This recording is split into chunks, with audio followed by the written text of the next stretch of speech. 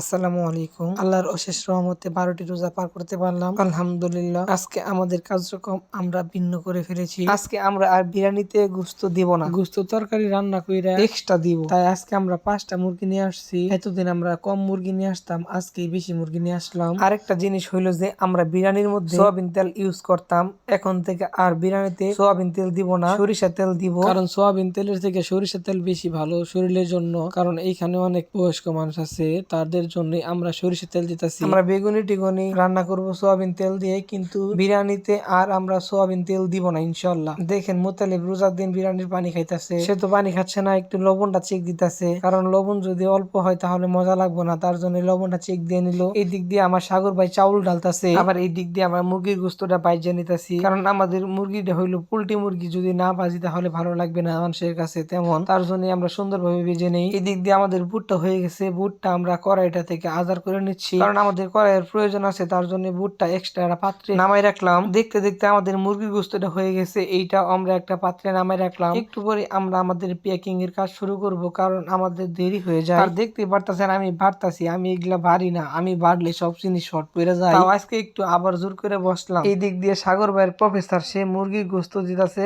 আর বুট দিতেছে, আর আমাদের জিহাদকারী সে খালি প্যাকেট পান দিয়ে সাগর ভাইয়ের দিতেছে যেন রাবার মারে। আর আজকে আমাদের ইফতারটা তাড়াতাড়ি দিয়ে শেষ। আমাদের মসজিদে বড় ইফতার ছিল, তারা দাওয়াত দিছিল যে তোমরা সবাই আসবা, তার জন্য আমরা আমাদের কাজ শেষ করে সবাই একসাথে মসজিদে চলে গেতেছি। মসজিদ আর আমাদের ঘরটা পাশাপাশি, আমরা এখানে রান্না করছি, তারা দেখতেছিল। তারা এসে বলছে যে তোমরা আজকে আমাদের এখানে ইফতার করবা, তাই আমরা সবাই মিলে মসজিদে চলে গেলাম, কারণ তারা আমাদেরকে অনেকবার ডাকছে, তার জন্য আমরা মসজিদে চলে আসছি। ইফতারটা অনেক বড় ছিল, সচরাচর আমাদের ইফতার হয় মসজিদের বারান্দায়, কিন্তু আজকে পুরা মসজিদটাই বইরে গেছিল মানুষ দিয়ে, তাই মসজিদটা অনেক নোংরা হয়েছিল। আমরা সবাই মিলে মসজিদটা পরিষ্কার করে দিলাম, কারণ নামাজ শুরু হয়ে যাবে একটু পরেই, তাই তাড়াতাড়ি করে মসজিদটা আমরা সবাই মিলে পরিষ্কার করে আমরা নামাজে দাঁড়াই গেলাম। আমাদের ভিডিও এই পর্যন্তই, সবাই ভালো থাকবেন, আসসালামু আলাইকুম।